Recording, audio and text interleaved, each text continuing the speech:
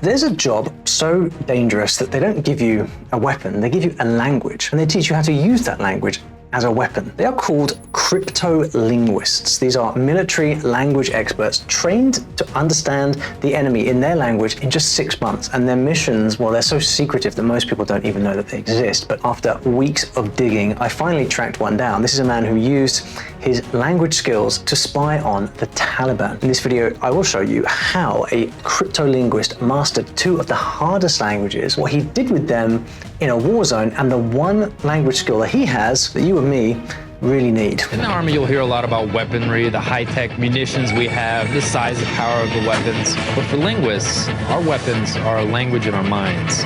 Sometimes language can be more important than bullets. What I do is proof of that. Ian Fritz was just a regular guy from Florida. He grew up speaking English, he had lots of struggles. Then one day he found himself flying over Afghanistan.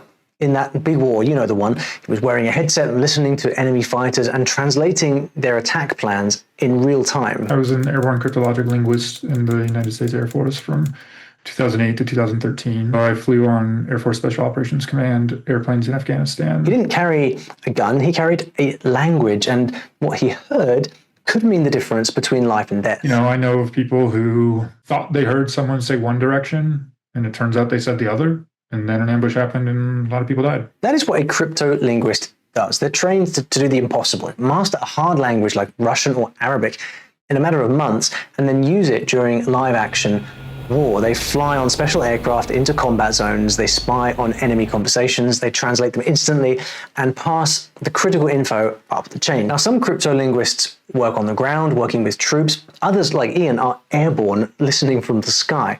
But only 20 people in the world could do his job. Only 2 had the exact same training. And so Ian spent more than 600 hours spying on the Taliban. What would he learn by the end? Well, it's probably not what you think. Before Ian ever flew a war mission, he had to do something seriously intense. He had to learn 2 of the main languages spoken by the Taliban. Over just 18 months, he learned both Dari and Pashto. Yeah, so I studied at DLI Persian Dari and Pashto. Persian Dari is the sort of US designation for the language, one of the languages spoken in Afghanistan.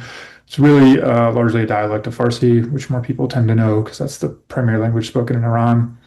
And then Pashto is the language spoken in southern Afghanistan and parts of sort of northern Pakistan. It's a more tribal language than Dari. Now, just to give you some idea of how hard this is, here on my language difficulty chart, both of these are level 6 languages. They don't even use the same alphabet as English. They use Arabic script with a bunch of extra letters. And once he'd finished Dari, Ian got through Pashto in just 6 months, which is completely insane. Can we get a clip of Pashto to hear how it sounds? Assalamu alaikum. زمانم زیم ده زود کوهاتیم دا خبر پختونخوا یا خارده در آدم خیل سر جخته. Now here's the catch. In Afghanistan, people who speak one of these languages don't always speak the other. So cryptolinguists need both to keep up. And if you're sent somewhere else, I mean, you could be assigned anything, Korean, Russian, Mandarin, but Ian learned the Afghan languages, and then at just 22 years old, he got deployed, flying around in gunships, literally eavesdropping on conversations happening live on the ground. Like the time he heard, "I need you to get the truck for tomorrow." And from that tiny line, he had to figure out, was this innocent, just a family getting ready to go to the market? Or were the bad guys planning a roadside bomb? And make no mistake, this was no simple, clear-cut translation gig. When you're up there, battlefield messages are coming fast in messy sentences, under stress.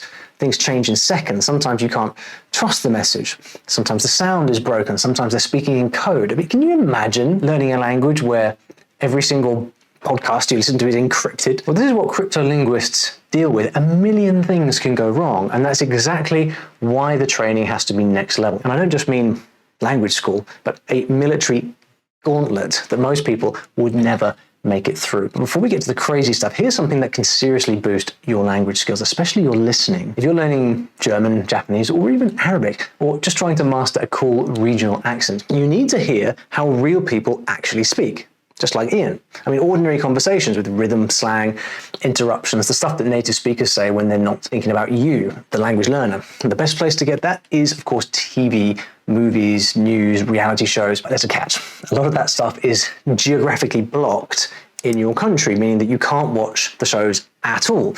And that's why I use NordVPN, who are kindly sponsoring this video. You can head to nordvpn.com/Olly Richards to check it out. And the cool part is Nord lets you switch your virtual location so you can unlock shows from more than 118 countries, even Afghanistan, believe it or not. But let's say you're working on your Italian. You click into Italy, and just like that, you're watching Italian TV, music channels, comedies, Netflix, and Nord works on all your devices, laptops, tablets, phones. Plus, it also protects your data on public Wi-Fi, so you're safe streaming in a cafe or on a train. No hackers, no drama. I've used it for years, and I've got to say, it's blazing fast. It never slows the machine down. Super simple, and honestly, one of the most useful tools for language learners. So if you want to train your ear like a crypto linguist, check out nordvpn.com/Olly Richards. You'll get 4 extra months free on a 2-year plan, plus a 30-day money-back guarantee. Link is also in the description. Now let's talk about that gauntlet. I mean, training.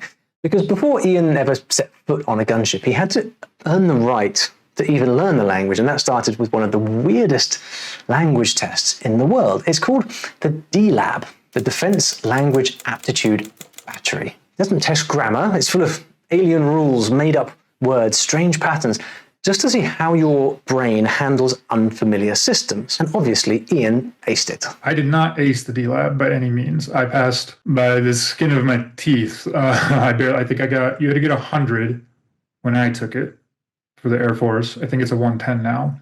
And I got a 103, I think. The recruiter told me there's this test, just go take this test. And I said, okay, I'll do that. I didn't know anything about it. Then came boot camp. Yep, that's 8 weeks of morning runs, combat drills, and fitness tests. Once he was in, by the way, he had to stay in shape the entire 18 months of learning languages.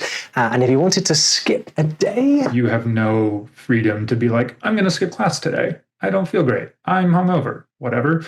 Because you're in the military and they own you, and so you have to go every day no matter what. You can't just say, oh, I have a cold.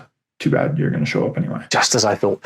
But finally, Ian made it to DLI, the Defense Language Institute in California. It's one of the most intense language schools in the world. At least 63 weeks of immersion. More if your language is harder, like Pashto. There's a very, very, very steep learning curve, right? Because at the beginning, you know nothing.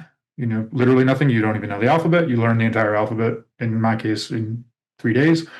That's how long they give you. What is it, 3 days to learn the Dari alphabet? It's going to make anyone sweat. Classes ran 6 to 8 hours a day, 5 days a week, plus study hall, homework, and weekend drills. I mean, I spent a combined 1.5 years there because I went there twice. I'm a physician by education, so I went to medical school after college, and it's probably closer to that because medicine is, a big field, but it has finite things that you have to study within it. And that's how languages are too, right? Within language, you have to study grammar and you have to study vocabulary and you have to study individual skill sets.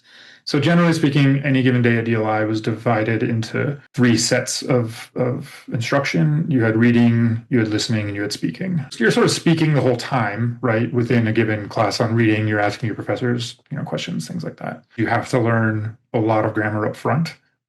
That's just to learn a language, you have to understand, tenses, etc. You don't really do a ton of vocab drills in class because that would be a waste of time. They make you go home and do it, right? So at the beginning, you'll get, 20 words of vocab a night. And then a couple months later, you might get 50. And then towards the end, you might get 100. And then they bring in specialized vocabulary. This is the military stuff, the kind of language most civilians will never even hear. Will you be totally out of your comfort zone?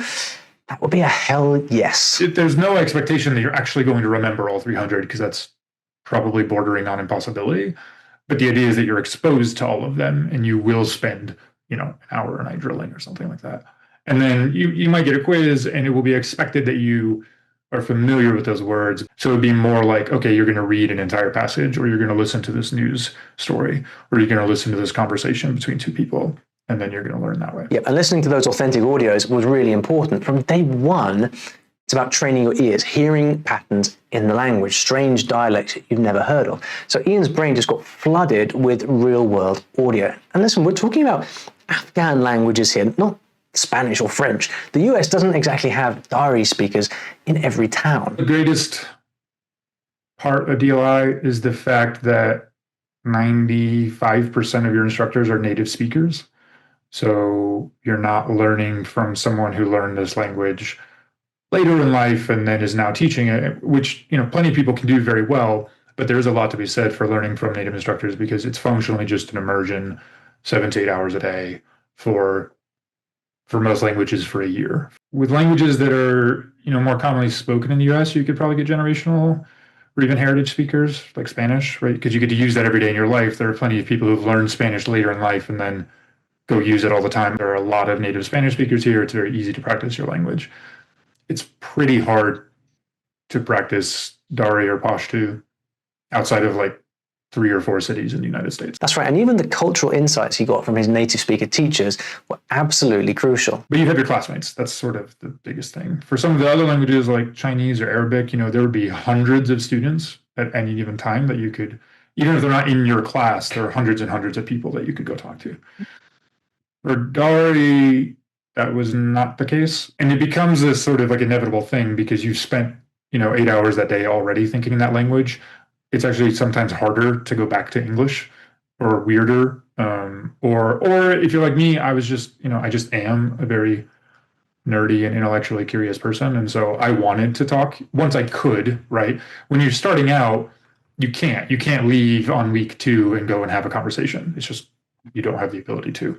But by like 2 or 3 months, you can talk to your friends. You have this ability because you're with these classmates to speak in a sort of pidgin, where if you don't know a word, you can either make up a word, right? So in Farsi, that's fairly easy to do for grammatical reasons, or you can just drop in the English that you want to use because you don't know a word, but that doesn't prevent you from saying a sentence. Let's say a sentence has a dozen words, and 11 out of 12 of them you use the language that you want to use, and then you drop in one English word, but it still allows you to think. And to me, like that's why speaking is such an important skill for learning a language, because it is creation, it is the act of connecting things, not just seeing connections like in reading or listening. And so even if you're dropping in English or whatever your native language might be, you still primarily were thinking in the language that you want to learn. Don't worry, that is my kind of cliche because it's true. If you're always waiting to be ready to speak, you'll never get there. Just open your mouth, you will figure it out. Actually, Ian gave me the most unexpected speaking tip of the year. I can't resist. Later in life, I have felt that you should talk to kids as much as you can because you're going to feel like less of an idiot, right? There's a great beauty in being able to talk to children in another language because they don't know what's right or wrong. They're not going to like make a face when you mess up grammar. Or if they do, they're going to be like, why did you say that way? And you'll be like, oh, interesting. Why did I? How would you say that?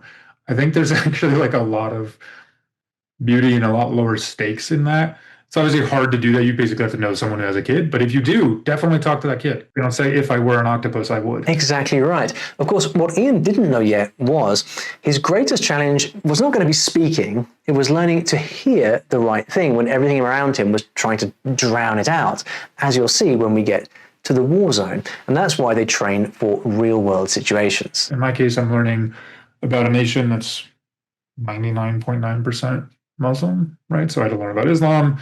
The beauty of, you have native instructors is that they just lived that culture their entire life, right? So they're just showing you what that looks like. And then you would have like culture days. That was at least in my program. So we would have whole days where the emphasis was, yes, of course, you're always learning the language, but you're learning it through making a lot of food. Right. Like literally just making food with your professors and then everyone eating it together, going out to a restaurant that has all that sort of food. At the beginning, there was a lot of role play. I'm so-and-so and I need to get directions to such and such place, or I'm so-and-so in a mosque and I need to talk to so-and-so in a mosque. Like we would have to go learn about, the last 100 years of history of Afghanistan and then present it in Dari. And after all that came his final test, the DLPT, Defense Language Proficiency Test. It's pass or fail. So you don't want to mess it up. Upon completion of the language course at the Defense Language Institute, each trainee is administered the Defense Language Proficiency Test. Depending on the score of the trainee, most commonly they'll retake that test every single year. This can be a very stressful experience, especially for first-term airmen, because every year you're retesting both your ability to listen, understand, and read and understand this foreign language. All of this, the discipline, the physical stress, the listening drills, the mental exhaustion, it was preparing Ian for something most learners never face, learning a language where mistakes could cost lives. So when someone said, get the truck, he would know if they meant a delivery van or a car bomb. And meanwhile, the whole time Ian was sweating it out, the military was busy digging into his entire life. Now, you probably don't want to do pull-ups and weird tests for 18 months just to learn a language, but what if you could borrow some of the best cryptolinguist tricks and use them in your own study routine? That would be quite handy, wouldn't it? Well, lucky for you, I put something together especially for you. It's a free downloadable PDF with the exact cryptolinguist techniques from this video, exactly what he did to learn these languages, plus a few extras that are, well, they're so kind of hidden in plain sight. I nearly missed them myself.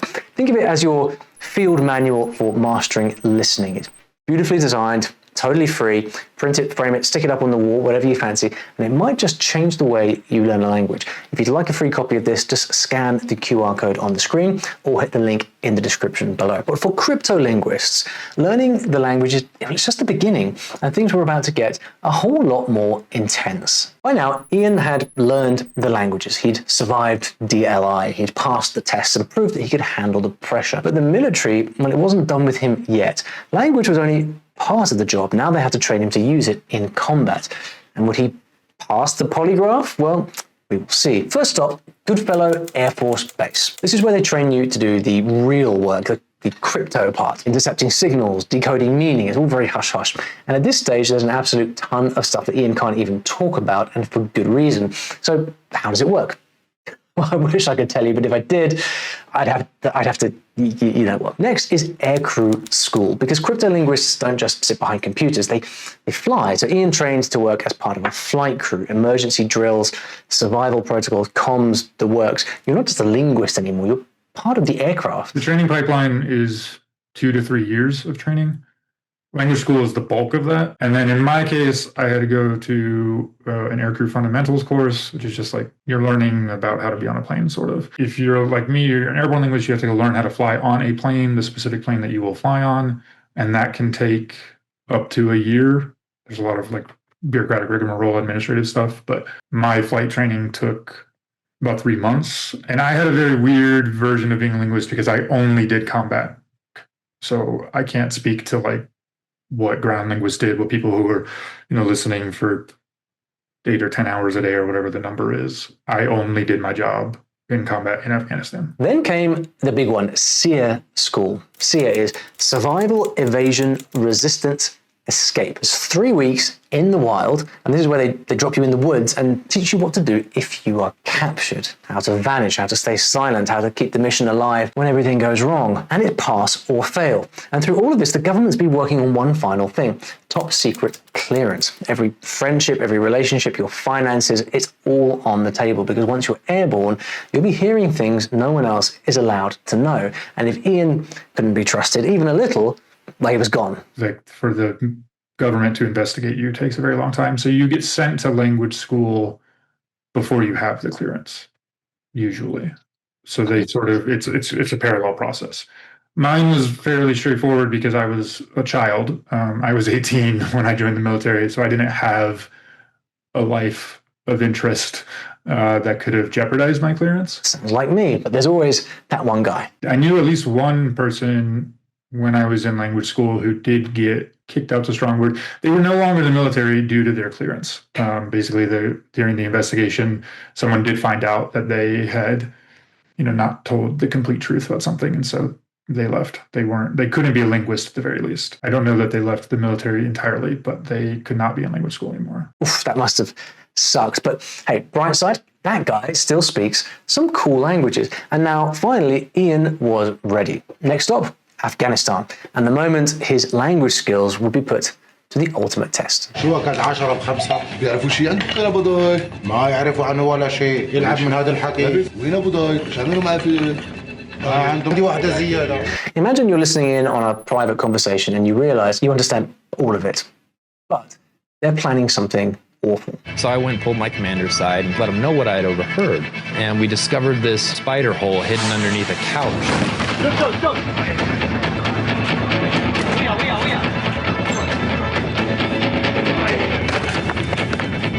And they have just loads of weapons and maps and bomb-making material and surveillance footage. And let's check one of these tapes out. What are they talking about? Counting numbers coming in and out. That's our platoon right there. Yeah, that's our base. These are our routes right here, we're taking. And because of this information, we were able to track down these guys that were watching our movements and take out the entire cell. That's the kind of intel that cryptolinguists are trained to catch. But unlike the ground linguists who found the spider hole, Ian was listening from inside a low-flying gunship. The simple answer is you're just sitting in a pair of headphones and listening. In my case, what I was doing is listening to the Taliban. That means trying to find the Taliban, trying to make sure that who you're listening to is. You're doing a lot of, sorting out, is this a generic person or is this a bad guy? Is this, a Talib? Is this the Tal? What a terrifying responsibility. Every voice, every syllable, every second could mean life or death for the people below and for his own crew. And the specifics depend on what's happening, right? So if you're in a firefight, if you're in a battle, then, there's a lot of, lots of people are talking because there's a lot going on. People are shooting at each other and you're trying to figure out, where are they shooting from? Are they getting reinforcements? Are they bringing in a bigger gun? Are they hurt? Did they hurt, in my case, American forces primarily, but every now and again, coalition forces? And you're trying to provide intelligence, right? The exact phrasing is you're providing threat warning. Ideally, you do that as a warning, as preemptive knowledge. You would say, hey, these guys are going to come attack you. There is going to be an ambush. There is an IED up there, something like that. And you can do that on more like reconnaissance missions and that sort of thing. But if you're in an actual firefight, then it's, hey, this dude said he's shooting from this location, or he's got friends who are coming from this direction, or there's another gun coming from whatever direction, or this dude got hurt, or this dude shot, says he shot an American. The worst part is, you ready for this? His very first mission was during a massive battle, an epic battle. The aircraft was loud and shrieking, radios were chaos, multiple dialects, screaming, static. It was nearly impossible to understand anything, but Ian had to translate all of it live in real time. Again, I did a very specific version of this, and a relatively rare one, where yes, it was all in real time, near real time. I was only listening to people talking live and trying to figure out what they were saying. I honestly can't even imagine the stress of that. I'd be terrified of getting something wrong. You don't really have the brain space to think about being intimidated. It'd be equivalent to, I think, getting stage fright. You would just stop doing anything. You received a lot of training of various sorts to sort of prevent that, to help prevent that. But I would also say, even if you're experiencing, severe anxiety, severe stress, the motivation that if you don't at least try and do your job, people are going to get hurt and or killed. It's a large motivator, right? You have very good reason to do your job, even if you don't necessarily feel capable of it. It's after the fact that you will, sit there and deal with the things of, did I mess this up? Did I get that wrong? Did I miss something? All of that sort of thing. But during an actual battle, during a firefight, you just don't have time to feel those things. Out there, nobody speaks textbook anything. The language is fast, it's rough, it's very, very local. Sometimes even Ian couldn't understand them. Outside of my language, if you look at Arabic, at DLI, you learn MSA. Modern Standard Arabic, Quranic Arabic, News Arabic, whatever you want to call it. But if you know anything about the Arabic-speaking world, there are at least 8 major dialects, right? Egyptian, Jordanian, Lebanese, Iraqi, Kuwaiti, Yemeni. You haven't learned any of those. Now, the plan or the ideal is that you learn MSA and then you go learn a dialect, right? So if you're going to go work in Iraq, you learn Iraqi, and that's easier to do once you know MSA. In the case of what I did, so specifically for Pashto, there are not formalized dialects that way, right? There are regional dialects or thick accents even, and there's no way the DLI could teach you all of those, right? So if you look at the number of provinces in Afghanistan, and if you look at how they're geographically spread, there's, it's a little mythopoetic, but it's there's truth in it that if you're in this village and you go over this 8,000-foot mountain into another village, these two people are going to be mutually unintelligible because they've never bothered to cross that 8,000-foot mountain, and why would they? And they don't talk to each other. Yes, they speak Pashto, but they don't actually speak the same language. Honestly, I get it. Even I can't understand everyone from the UK who speaks English. Ian knew some guys who thought they heard the Tal say one direction, but they actually meant the opposite. And a lot of people died as a result. So sometimes the risk was just too high. And I have written about this. I had missions where I showed up to a place and I just said, I cannot understand anything anyone's saying. I am not useful for you here. Or I would say, you should not send me on that mission. I will not go to that place because I would just be a waste of fuel. I would just be sitting there doing nothing. I would not blame DLI for that. I would not even blame the military for that. I would just say that's kind of like the nature of the world, right? When you're dealing with these languages that are very rural in places where there's not, right, like Pashto is not necessarily systematically taught. Many people who speak it are completely illiterate. For a very long time, it was just an oral language. And so how would they be expected to all, speak the same language? That would be an impossibility. By the way, when you listen to native speakers this intently, your brain is absorbing all sorts of things you never actually learned. I would probably say I was more like exposed to them, which is important, right? I learned how to understand them. A friend of mine had to learn Waziri, which is ostensibly a dialect of Pashto, but literally every vowel changes. I cannot understand a lick of it. Like I even when I was the best I ever was at Pashto, I could not understand any Waziri. He really had to spend months and months learning. And so that, like he functionally learned, at the very least a new dialect, if not an entirely new language. I more, picked up slang, picked up strange grammatical constructions, these sorts of things. But if you're already up there, you can't refuse. So Ian had to find a way to keep his head in the game, no matter what. And I like how he did it. People talk about going into a flow state. It's an enforced flow state, a forced upon you flow state, right? Like you're just enveloped in headphones and that's all you're doing. Adrenaline can be a superpower if you know how to use it. And there's a sneaky tip about this in the free PDF that I'm giving you about how the cryptolinguists learn. Link in the description below. But there was one unforgettable thing that happened to Ian up there. Something that proves the immense power of listening, not just with your ears, but with your memory, your instincts, your emotions. A major thrust of the memoir that I wrote is about this idea of how listening to people talk for, in my case, hundreds of hours, very much informs how you view them as actors in the world. Ian had a transformative experience in the air. You see, he didn't just hear attack plans, he also heard jokes, arguments, fears. One night he overheard this conversation. ذا فكركم جذابة انتظار وكيارم نه تهبهناي لا رشا هغو كيردا زه مجبور يم هو لا أرشي داو كرة زانا قوارم ورورة ولنا موار بايد وسل هوال جهاد وكرو ورورو هوا دا جهاد لبارا درو سرهدا. And he realized these weren't cartoon villains, they were human. There's a link to his memoir in the description if you want to go any deeper. And all of this, the language, the pressure, the empathy, led to one mission Ian will never, ever forget. The aircrew were watching a group of men on the ground. Something looked off. The call was seconds away. Ian listened closer. The guy who was okay went and got help, and they carted their very severely injured friend into a car, and they were trying to drive him off to go get help. And so I was listening to them talk about going off to go get help. And the question in the hand was, were they actually going out to go get reinforcements? Were they going to get more friends? Were they going to get a bigger gun? What was going to happen? And to me, it was the best use of my language skill because I was able to say, no, they're basically not enemy combatants anymore. They are retreating. They, haven't formally surrendered because this isn't Napoleonic warfare where you can do that.